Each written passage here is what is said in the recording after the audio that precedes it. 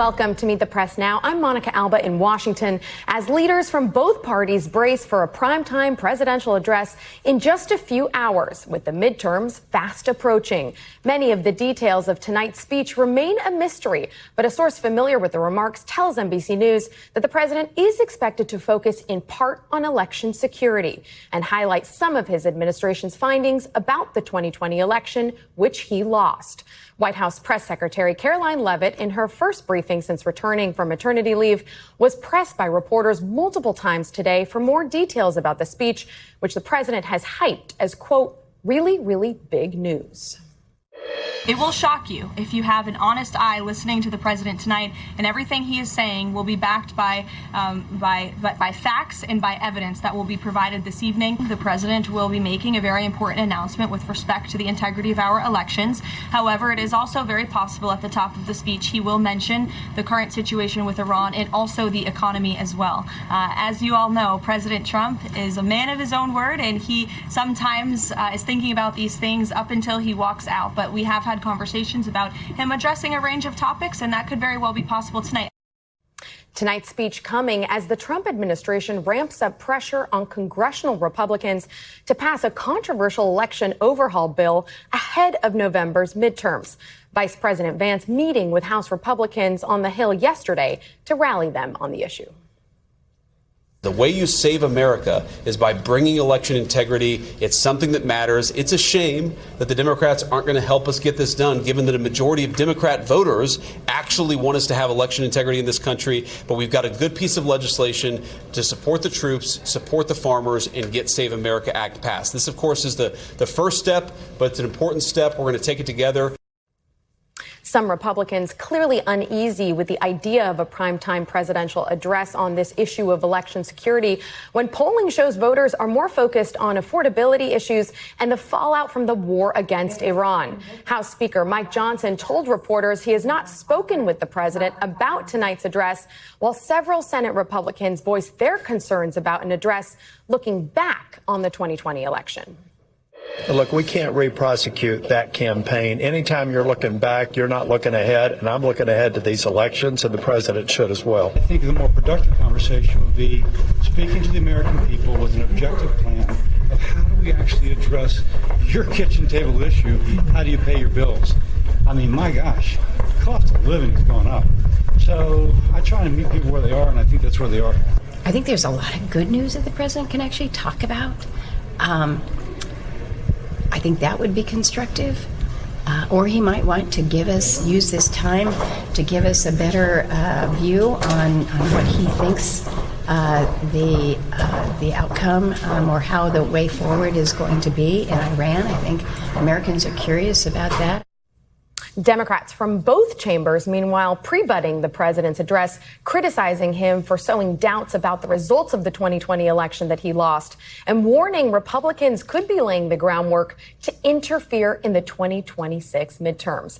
NBC News White House correspondent Julie Sirkin joins me now. Also with me is NBC News Chief Capitol Hill correspondent Ryan Nobles, as well as NBC News senior reporter Jane Tim, who covers election administration and policy for us. Thank you all for getting us started. Julie, who is actually crafting this speech, and who do we know has been actually involved in writing this, or is this something that, like with most things with this president, is really driven by him?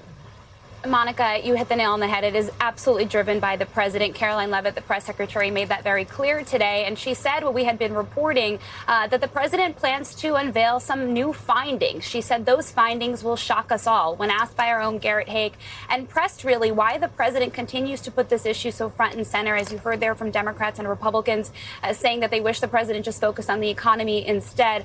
She essentially said that you have to stay tuned because the president had not yet declassified those intelligence documents that she says that a person familiar with the speech tonight say that will show new findings of potential election irregularities dating back to the 2020 election that we know don't exist at this point. Caroline Leavitt saying there that the president had been working with Bill Pulte, who's been in an acting position as the head of the intelligence agency, and as well as others potentially involved with this. I'm thinking of Ratcliffe, who's the head of the CIA, Kash Patel as well, who's the head of the FBI. There was some reporting confirming, Monica, earlier this week that those individuals may be in the room with the president. I had asked the White House about that, and while they are not confirming, they are also not denying. So that gives you a picture of what we could potentially see surrounding the president tonight, as he certainly makes this a focus of his remarks. Although Leavitt did say today as well, the press secretary, that he could just freestyle, talking on top about Iran, about the economy, and other matters as well.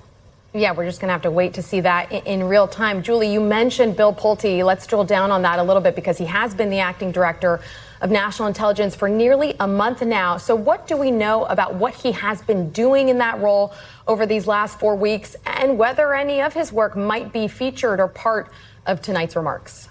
Monica, I think the fact that the president is holding this speech tonight shows us why he wanted Pulte, who is a housing executive, has no experience in the intelligence space, why he wanted him around to lead this agency when he has someone like Jay Clayton that has bipartisan support, at least at this juncture, to be confirmed as the head of that agency after Tulsi Gabbard left. And what now we know it is because, as the president had instructed Pulte to do over the last several weeks, which is to look into declassifying some of this information surrounding the 2020 election. Also, we know that Pulte was part of a task force that was set up in the White House several weeks ago to really try and drill down on this issue.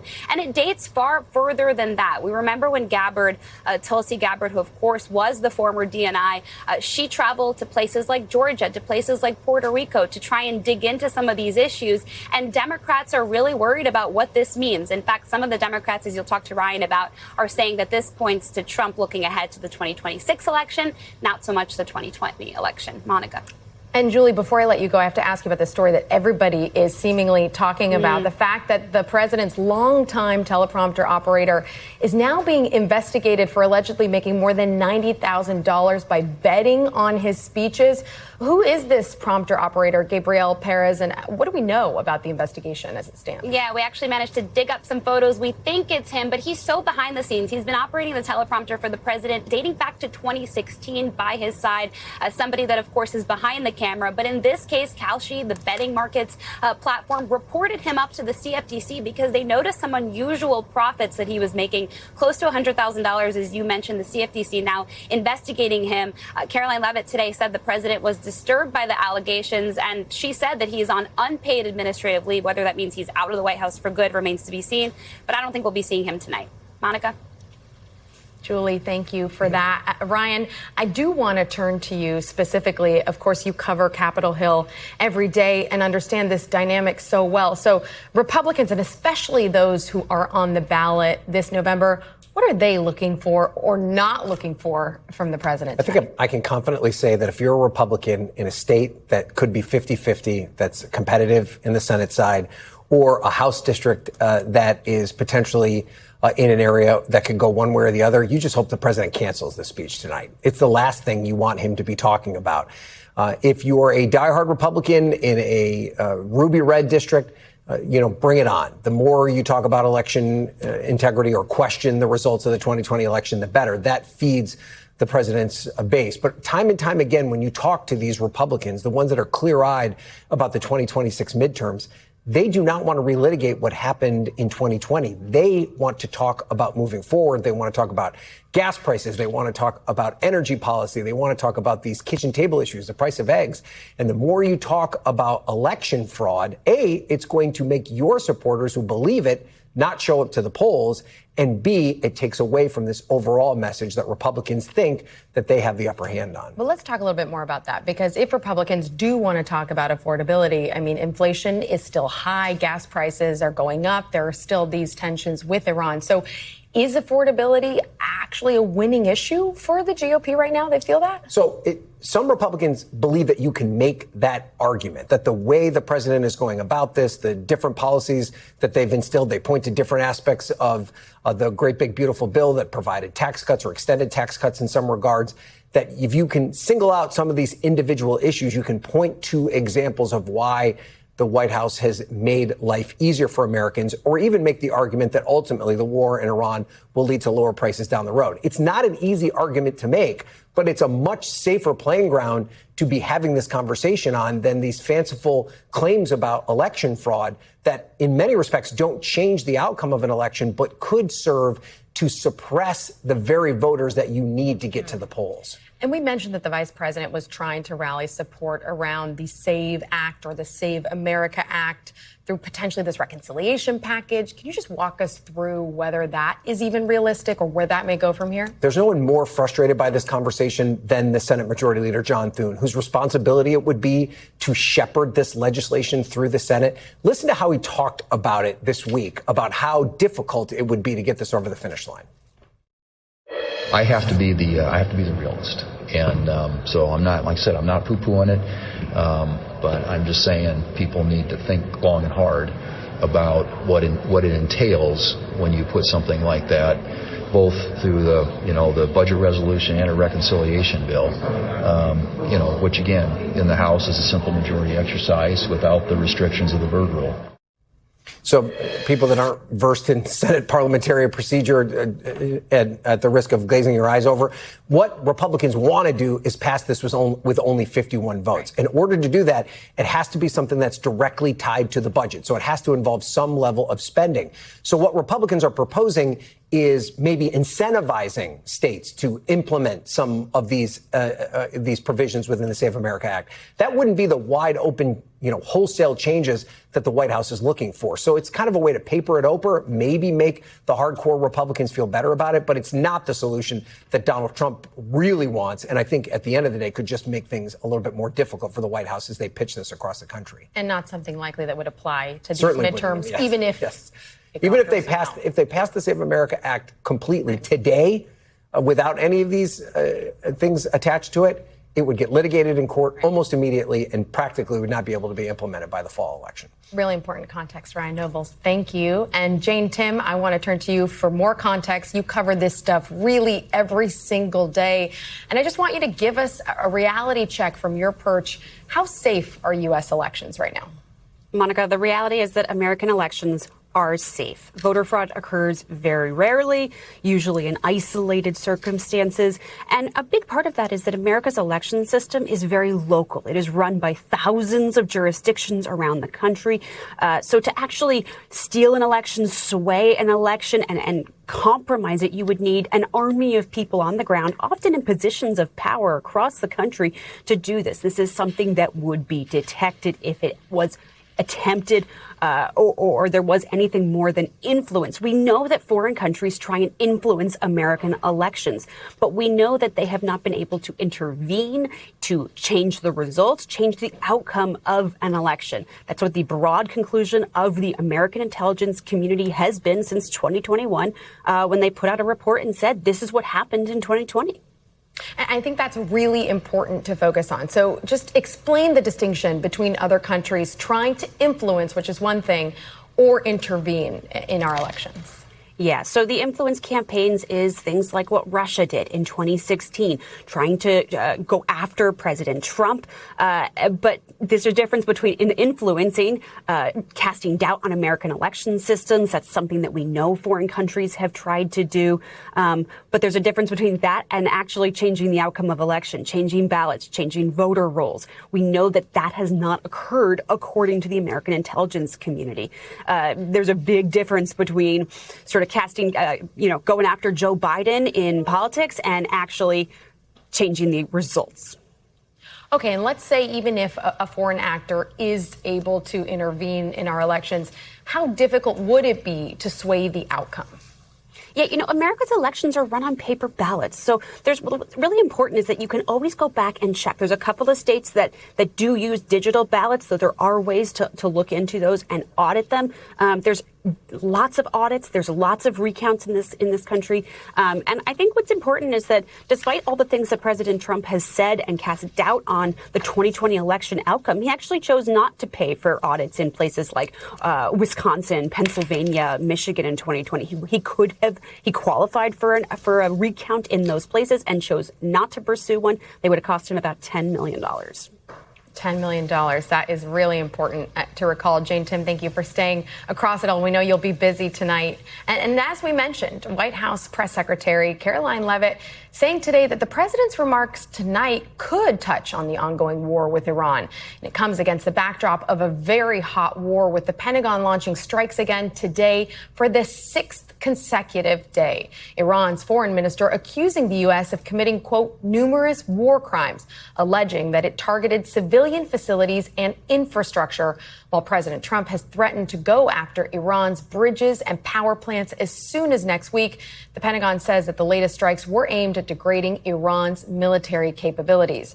Meanwhile, President Trump announced yesterday that Iran allowed a U.S. citizen who was wrongfully detained to leave the country, calling it a gesture of goodwill. Joining me now to talk about all of this is NBC News Chief International Correspondent Keir Simmons. Keir, you did hear Caroline Leavitt today say that the U.S. and the White House believe that Iran still wants to make a deal. Is that what you're hearing from your sources in the region?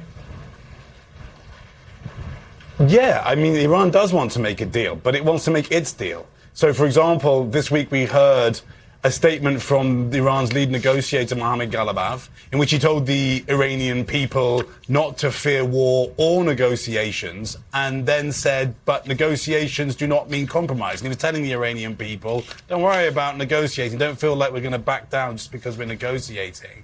Now, I think the release of that US citizen is another potential olive branch. But again, the Iranians are prepared to sit around the table. The big question now is, what result is there going to be? Because the reason why we're now into another night of strikes on Iran, on the other side of the sea where we are here, and the reason why the Strait of Hormuz is closed, and I could get a ship from here to the Strait of Hormuz here in Doha, of course, you wouldn't want to do that right now. The reason why all of that is the case is because these two sides can't even agree on what they agreed to last time they negotiated and came up with that memorandum of understanding. And so I think ultimately one of the questions, and maybe we'll hear something from the president tonight, is what exactly is the aim? What is President Trump trying to do? Because people will feel like they're experiencing Groundhog Day when they hear things like, we're going to put pressure on the Iranians until they capitulate,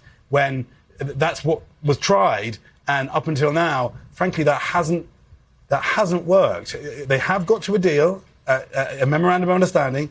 They have achieved that, but now a war that began over the question of Iran's nuclear program and things like trying to step in to help the Iranian people is now a conflict that is simply focused, for now at least, initially, on how to reopen the Strait of Hormuz, which was open before that war began. Right. We have really seen that pattern continue to emerge, Keir. But as the U.S. and Iran do continue to exchange fires, we've been talking about, are there concerns now that other Iranian-backed proxies could get involved? For example, the Houthis in Yemen, who seem to be a factor. It's a good question. Certainly, that's what's being threatened by the most strident Iranian voices, and there has been rising tension in Yemen with the Houthis, and people may remember back when the Houthis were firing on ships around the Red Sea and the Bab al-Mandeb. That's another different crucial shipping lane.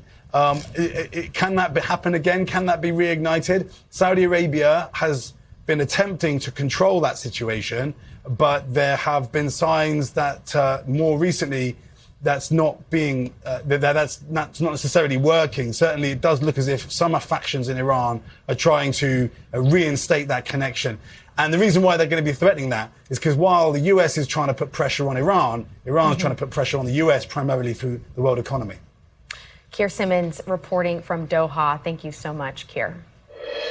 And coming up, the main stage, Democrats gear up for a potentially wild night in the race to replace Graham Plattner, with 8 declared candidates set to hit the debate stage tonight as the party's fight over immigration and ICE tactics surges into the spotlight. Plus, back in Washington, Democratic Party divisions are on full display after more than 100 House Democrats, including members of leadership, vote to end U.S. aid to Israel. You're watching Meet the Press now.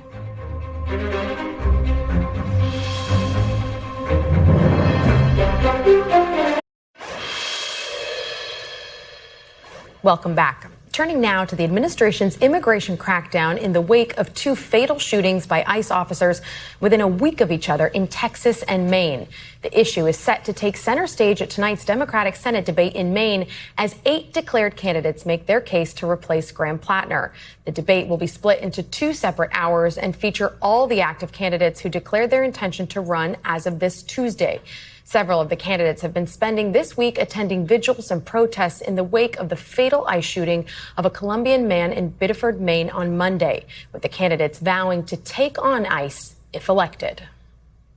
We have to remain vigilant. We have to stand up. We have to push back. We have to protect each other so that no more of these things happen. It is time to abolish this broken agency. It is time to fire the leadership that has let it run wild. ICE is broken. ICE is broken. They're thugs. That agency is broken. And we need to go back to a time where the rule of law united all of us. Meanwhile, the administration is defending its actions after pausing and then abruptly unpausing vehicle stops by ICE officers after the president said that the practice needs to continue. Joining me now is senior Homeland Security correspondent Julia Ainsley. Julia, what more are we learning about what the White House knew about Secretary Mullen's plans to pause those traffic stops? Well, Monica, from what it sounds like now, it sounds like they didn't know much. At least that's what Tom Homan and Caroline Leavitt have alluded to today. It came as a bit of a surprise to DHS when the White House decided to end that policy, that very temporary pause in vehicle stops. But apparently it also came as just as much of a surprise to the White House when Secretary Mullen put that pause in place early Tuesday morning. And so it's really been this back and forth, starting with a call from Maine Senator Susan Collins to say maybe there should be a pause. And as I understood it from ICE sources and DHS leadership, they thought this would be a temporary pause to make sure everyone was trained properly on vehicle stops before they went out again because of these 2 fatal shootings that happened during vehicle stops in the past week. But I want you to take a listen to what Tom Homan said when he talks about Secretary Mullen, and he's throwing him under the bus a bit here. Take a listen. Vehicle stops are our main tool for us to do our job, and we got to continue that. I think it was blown out of proportion a little bit. I don't think Mark Wayne Mullen ever intended people to think we're doing away with the policy. He wanted to do a short-term pause just to make sure that the agents out there on these operations have the vehicle stop training, and do they have the tools necessary to keep safe. So what I can tell you here is we're seeing 2 very competing pressures. One is a pressure to try to boost arrests. These agents have been told since the end of June they're supposed to be arresting 2,000 immigrants per day. And it's been very hard to get to those numbers without making these vehicle stops. But on the other side, they're dealing with 2 fatal shootings. And Mark Wayne Mullen, when he stepped into this job, was given the command to try to keep ICE out of the headlines for a while, given what happened under Secretary Noem's leadership and everything that happened with fatal shootings in Minneapolis earlier this year. So they have these competing factors going on now. And it looks like for now, vehicle stops are back on, and we'll have to see how this plays out. Yeah, Julia, I mean, everything you're saying suggests that there is some disagreement within the administration. So what do you make of that? What should we take away from that? Well, of course, Monica, you speak to people at the White House. I'm speaking to people at DHS. But I know people at DHS just wanted a pause because they brought in so many people in such a short amount of time after the One Big Beautiful Bill passed last summer.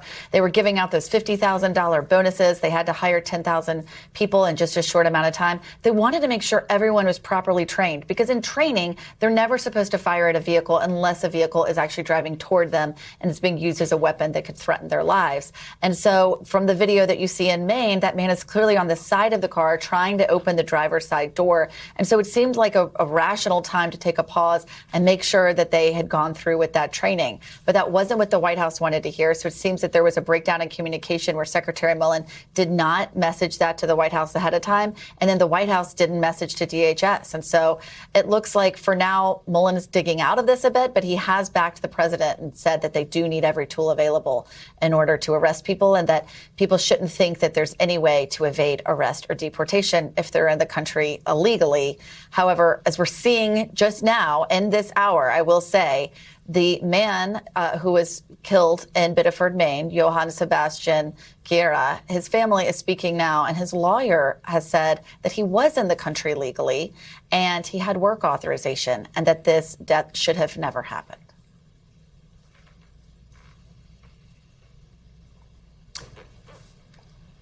Julia Ainsley, thank you so much for that reporting, and we will keep an eye on that press conference. Thank you so much. And up next, the battle for control of Congress. A top elections forecaster says several key House races are moving further into Democrats' corner, but warns so much can change between now and election night. Keep it right here on Meet the Press Now.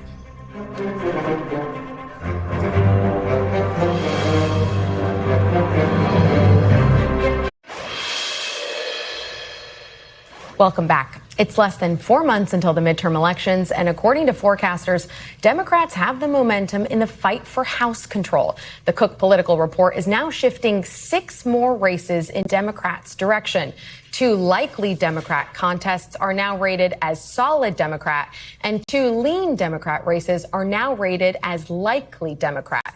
On the Republican side, the race for Texas 15 moved from likely Republican to lean Republican, meaning that Cook now considers that a competitive race for Democrats. And joining me now to talk about all of that is Aaron Covey, who is an editor at the Cook Political Report, who focuses on the House of Representatives. Aaron, thank you so much for being here. So walk us through these moves and why Cook feels that that is shifting right now in the Democrats' direction, potentially. Yeah, look, we're still 4 months out from the midterm, so we don't know exactly what the battle for control of the House is going to look like. But as we get closer to November, we have more information. We have a lot of polling from both parties. We have ad reservations, fundraising totals. We know who the candidates will be in a lot of places since the primaries have finished. And so these ratings, reflect developments in these individual races. Of course, they obviously altogether reflect a political environment that favors Democrats. We also put out our initial range of potential outcomes for the House today, which shows that, in most scenarios, Democrats would control the House, but Republicans do have a path to holding it as well. And let's talk specifically about this race in Texas between incumbent Republican Congresswoman Monica de la Cruz and this Tejano singer, Bobby Pulido. Some of his past tweets have now emerged, and they include homophobic and racist slurs. So how much of an uphill battle is he facing currently in this race?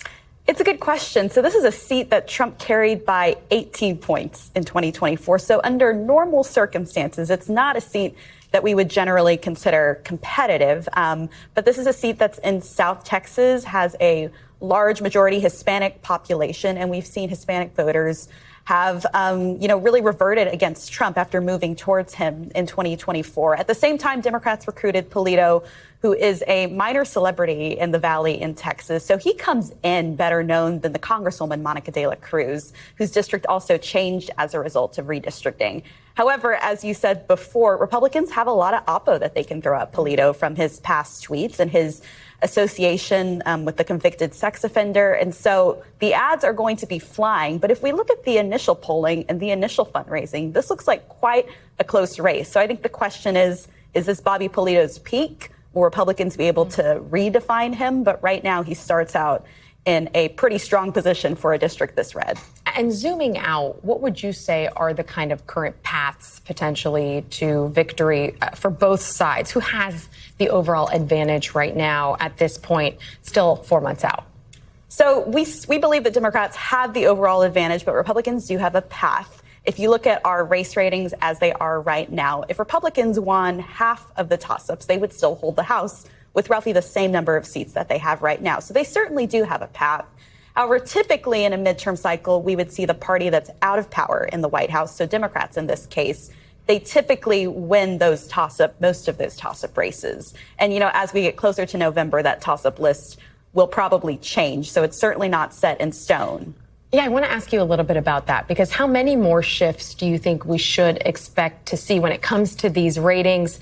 A couple more, or can they be really updated all the way pretty close to November based on what you're talking about, the ad spending and some of these other interesting factors? You know, it varies a lot cycle by cycle, and it's not like we have a very set in stone schedule for those race ratings changes. It's very responsive to the developments that we're seeing in these races. But, you know, in 2018, we were making a lot of race ratings changes in the final couple of months of the race. You can go on our website and see the amount of races that shifted between at this point in 2018 and November. So certainly things could change. But, you know, we've seen nationally the generic ballot average looks good for Democrats, but not quite as good as it did in 2018. It slipped over the last month. And so, you know, we don't exactly know that it's going to be that good of an environment as it was at that cycle. Still so much to watch, and we know you'll be watching it very closely. Erin Covey, thank you for being here. We appreciate your time. And up ahead, Democratic divisions on Israel, a primetime presidential address, and the face of controversy on a gold coin. The panel is coming right up. Keep it here on Meet the Press Now.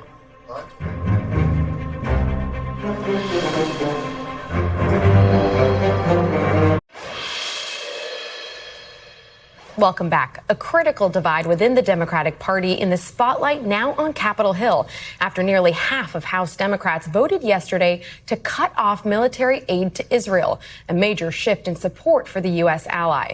While the amendment introduced by Republican Congressman Thomas Massie did not pass, it did reveal a rare divide among House Democratic leadership. Minority Leader Hakeem Jeffries, along with the caucus chair, vice chair, and the chair of the party's campaign arm, all voted against cutting aid, while the Democratic whip, the former speaker, and the assistant minority leader voted for cutting military aid. It comes as the party is reckoning over how it views the U.S. alliance with Israel and is seeing that fight play out in key races, including the upcoming Senate primary in Michigan. Joining me now is today's panel, Leanne Caldwell, Chief Washington Correspondent for Puck News, Darin Rosenkrantz, founder and CEO of New Blue Interactive, and T.W. Origi, Vice President of Push Digital Group. Thank you all for being here today to have this conversation. Leanne, I do want to start on that divide that we just discussed within the Democratic Party on this issue of military aid to Israel. It doesn't even seem like party leaders can agree on getting on the same page there. So what could that mean for them? No, they can't agree. And this is only going to become an issue that is more and more challenging as time goes on. Right now, most of this divide is happening in the Democratic primaries, especially in blue districts. But what it means is that the fact that so many of these Democrats voted to cut off funding for Israel means that there is a growing sentiment in the party where this is increasingly important. And it could be a real issue for Hakeem Jeffries if Democrats take control of the majority after November. He is on a different side of most of the Democratic base, and it could be hard for him to unify the party over this. Right. If that happens, how do you think he can do that? How could he wrangle these two sides to get to a place where they could potentially accomplish anything if Democrats take back the House? We'll have to see. I mean, every member has their own constituency and their own concerns. Hakeem Jeffries comes from a district with a large number of Jewish voters. I'm told that this is an issue. This is personal conviction as well. Catherine Clark was on the other side of it, the number 2 Democrat. She also has a primary in a few weeks, which could have played into that as well. So there's a lot of political considerations, but this is not going away. Definitely. And let's look at the polling on this, because, Darin, there's a new poll just from the Washington Post out that shows 40% of Democrats think the U.S. should end military aid to Israel, and 34% say it should be reduced. So is the party in line with their base on this issue? I think right now, I really do think right now the party is all over the place on this, and that's okay. I think you're seeing primary season happen, and you're seeing a lot of people who lost. And I think that's causing a little bit of a ripple effect to people who are trying to win and trying to figure out what their constituents want. People are trying to be representative of what the views are, and they're seeing polls like this. They're feeling the electoral ramifications of people who maybe weren't on the same page as some of their constituents, and this is going to continue to play out. I think what's interesting and what will really be, if we do have a speaker and if we do take back the House, is that this is going to be a priority, but it is not as much of a priority as affordability, of some of the stuffs of stopping Trump and what he's doing and bringing it back to this. This is a kind of a division right now, but it's not something that we can't unify to really stop Trump. And I think that's what everyone's overarching primary objective is at this point. And TW, do you think this is something Republicans can seize on effectively? this divide within the party? I think, as was just touched on here, I think this is really, in my estimation, crass political calculation at a time when it threatens, in my opinion, to tear the Democratic Party asunder. You've already seen John Fetterman say he might leave the party if this goes down this road, because there are real ramifications should we actually go forward and remove military aid for Israel. There will literally be Israeli deaths if we just cut that funding off. It has real ramifications. And from my perspective, it just screams ignorance from people who know better. And yes, it's a show vote. It overwhelmingly passed, but you're feeding a fire that is very dangerous and could lead to further death and devastation in an area of the world that we can't afford it, especially to our closest ally, only functioning democracy, and the only country in the region that even claims to have Jewish people in it. Look, you can disagree with the Netanyahu government all you want. That's healthy. It's right. There are plenty of criticisms to be had. But this is a step far too far, and I think the Democrats are playing with fire in a real way. On the Senator Fetterman of it all, Leanne, he did call this a red line. You think this would push him to leave the party? You think he would? I mean, this is the strongest he has been. He has denied rumors over and over again that he has any intention of leaving the party. And so that was quite an eye-catching statement. And I think that Senator Schumer and Democratic leaders in the Senate are going to try to rein him in. Let's talk a little bit about the president's expected speech tonight. Before we get to that, though, I do want to play some of what the president told Kristen Welker, moderator of Meet the Press, during their interview just last month. You know that these elections are rigged. Your network knows that they're rigged. You know that I won an election in a landslide, and I got 94% bad press. But, Mr. President, you know why I got that? Because you have no credibility. But you've never presented evidence that it was rigged. Let's keep talking about, I want to talk about Todd You Blanche. have more evidence. There's more evidence than ever presented. Let's talk Your about... elections in this country, we're like a third world country.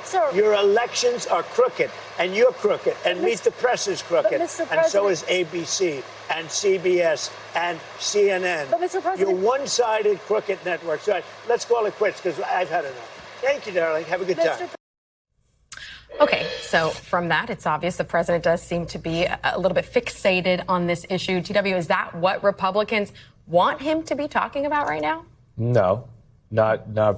Look, there's plenty of things to talk about. Obviously, we want to talk about affordability. We want to tout the wins we have, the things that we want to do. I think there is a way to talk about upholding the sanctity of the ballot in the voting booth. I think there's plenty of things that unite Americans on voter ID and things like that. Look, I think we should just say it plainly. The Steele dossier and Russian influence did not happen in 2016. Donald Trump won fair and square, and Biden won here. If he has evidence, as he might present tonight, I think everybody in America would love to see it. I'd love to review it. I think people in Congress would love to see it. But that remains to be seen right now. The evidence that came out after the 2020 election, I helped my old boss, Lindsey Graham, review a lot of it. It was not good. And so if he has some that was hidden from him, I think we'd all love to see it, and I look forward to seeing what he has to say. Taryn, and a lot of this, it appears, could be focused on elections past, but how much of this might be about what Democrats are charging the president with here, which is sowing doubt in the upcoming elections? Right. I know. It's a big concern. I mean, what's really crazy to me is that he is going on television with so many things happening in this country and not talking about any of them. He's instead talking about an election he lost, at this point 6 years ago. And that is just something that is not going to resonate with the people. Even if they presented evidence after this, it's just this. I don't know how much he can continue to put seeds of doubt in the elections and in the integrity of elections, but people already feel that one way or another on both sides, which way he's right or wrong.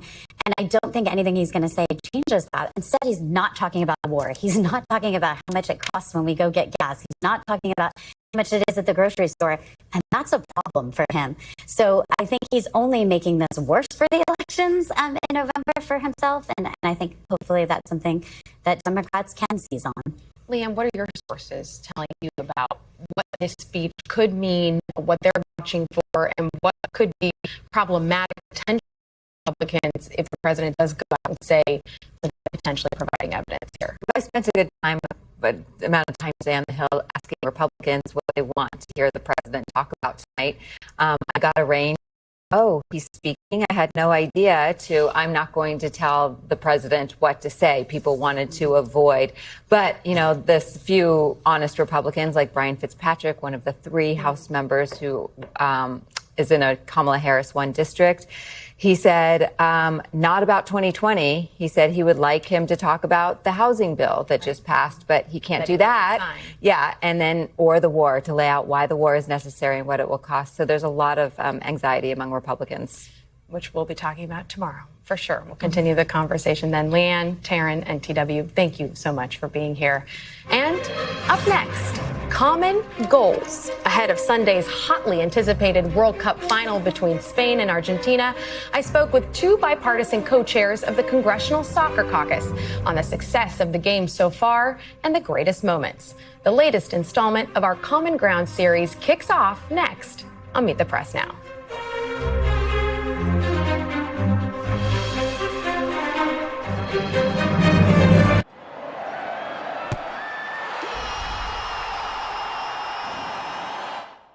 Welcome back. The White House confirmed today that President Trump will attend Sunday's World Cup final, which we now know will feature a face-off between Spain and Argentina to end what has been a historic tournament. Soccer fans from all over the world have taken over parts of the United States, Mexico, and Canada, experiencing North American culture to the fullest. The games also kickstarting a conversation about our shared national identity, a welcome break from our otherwise divisive politics. As we count down to the final, I spoke with 2 of the co-chairs of the Congressional Soccer Caucus, Democrat Castsor of Florida and Republican Darin LaHood of Illinois, for the latest installment of NBC's Common Ground series. I think what we've seen with our Congressional Soccer Caucus, and Kathy and I are a reflection of that, of sport, soccer, bringing Republicans and Democrats together. We worked almost 7-8 years ago on getting the bid for the United States. And so we worked collectively with both sides of the aisle to make sure we were best positioned to get the World Cup. And it's amazing that we're in the middle of the World Cup right now. And so our work on the Soccer Caucus, that isn't a Republican or Democrat issue. It's really an American issue. And we're seeing that play out with the largest sporting event in the history of the world. And by all metrics, a real success so far. Congresswoman, tell me a little bit more about the Congressional Soccer Caucus and your relationship to the sport. Well, I like to think of myself as representing soccer moms, soccer parents everywhere. My daughter played soccer from kiddie kickers at the YMCA up through club sports in high school. And I'm a reflection of parents and grandparents all across the Congress, all across the country, who understand the power of athletics and sports to bring folks together, for young people to learn skills, social skills, for unity, things that bring us together in a world that it seems like there's so many tensions trying to pull us apart right now. And the bipartisan soccer caucus in Congress right now reflects the spirit all across America. They have embraced this World Cup. They loved watching the advancement of the U.S. team, but teams from every part of the world here in North America competing. It's just been a wonderful, wonderful event. And Congressman, what do you make of this tournament so far and the way the U.S. has served as a co-host? Well, I think there was a lot of concern going before the tournament started, but I got to tell you, since the tournament started, it has been an extraordinary success. In terms of people coming to America and us being so welcoming, along with Mexico and Canada. Of course, it's the first World Cup where 3 countries have hosted. It's the first time the World Cup has expanded from 32 to 48 teams. And we're through almost 100 matches now, and I think everybody has seen stadiums completely sold out, people embracing America, and obviously the competition on the field has been tremendous. The games have been so exciting, so energetic, and I think it just reflects well on the work that we put in to help make it what it is. Last year, Kathy and I worked on $650 million appropriations to the 11 host cities. We worked on $525 million for anti-drone technology that went into the 11 host cities in the U.S. We also worked on a visa that helped people come here, the FIFA visa waiver program we worked with the Trump administration on. So again, these were all bipartisan issues, working with the administration and us here in Congress to make it the success it's been so far. And Congresswoman, it does seem like there are so many examples of tourists from around the world who have had overwhelmingly positive experiences here. What do you attribute that to? They really came here to have fun and cheer on their teams. And as Darin mentioned, there's a lot of hard work that has made that possible. As each match unfolded with the drama of country versus country, with the fans in the stands, they could be confident that it was going to be a safe atmosphere, it was going to be fun. And I've loved watching all the American communities embrace the international teams and all the visitors. Boy, the Scots really captured the imagination from Boston to Miami. Watching really all Cape Verde was base camp in my hometown of Tampa, and who knew that that would be one of the exciting stories. There's always rooting for the underdog too. Something in the American spirit is always rooting for that underdog. And that was a special part of the World Cup this year. Are you comfortable with the role that President Trump ended up playing in the Flo Balogun red card situation, calling Gianni Infantino of FIFA and asking him to review the suspension? I thought that was a little bit heavy-handed. I understood that U.S. Soccer was already making that request to look at the rule. But the American team really captured the imagination of this country, and that's one of the lasting legacies I think we'll see. It won't be that. It won't be the politicians that are involved. It will be the young person, boy or girl, that is inspired by watching that American team, or the teams from all across the globe that now will choose soccer as their outlet, will put down maybe their cell phone where they're wedded to this device and instead look at the opportunities that the beautiful game provides. Congressman, how would you respond to some of those critics who were concerned about President Trump's involvement in that? Well, I would say I think most of Americans were concerned about the red card, the way that happened, the use of the VAR, the uncertainty with the rules with FIFA. So there was collective concern from U.S. Soccer and from most Americans on that. Listen, I think the president cares deeply about the American team, and I think it probably was going to happen, the overturning of it anyway. Obviously, he weighed in on it, and I think he had the right to do that, looking out for the U.S. Let's talk about the late Senator Lindsey Graham, who just passed away recently. He's an example of somebody who did often work or try to work in a bipartisan fashion. Are there other areas or examples in which you think Democrats and Republicans should be working together right now? Well, it's a true loss for the Congress, for the country. Obviously, for South Carolina, we're still in shock at the loss of Lindsey Graham and the way that he was able to navigate so many complicated issues here in the Congress and work where he needed to across party lines. So we'll be grappling with his loss for a long time to come. In terms of other areas to work in a bipartisan way, yes, there are many, many areas, but I think sports transcends politics. We've seen this with this World Cup. I think we'll see it with the Olympics 2 years from now. We also have the Women's World Cup that most likely will be here in 2031. We'll have the Winter Olympics. And who knows, 2038, we're also talking about bringing the Men's World Cup back here. So I think sports is one area to do that, but clearly there are other areas related to affordability, related to housing, and other areas where we can work together.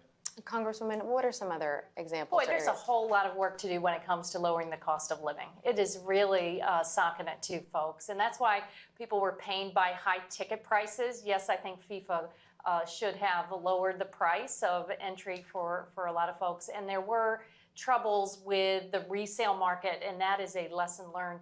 But overall, I hope this opens the door for more international travelers to come to the United States, because we have so much to offer, so many beautiful national parks and beaches, and hopefully this World Cup provided a window into the true America, a place where we're all trying to work together, get ahead, make sure that folks who play by the rules and are doing everything right have the opportunity to succeed, and I think that's an important message for the rest of the world. In 2031, potentially the Women's World Cup will come to the U.S., you mentioned.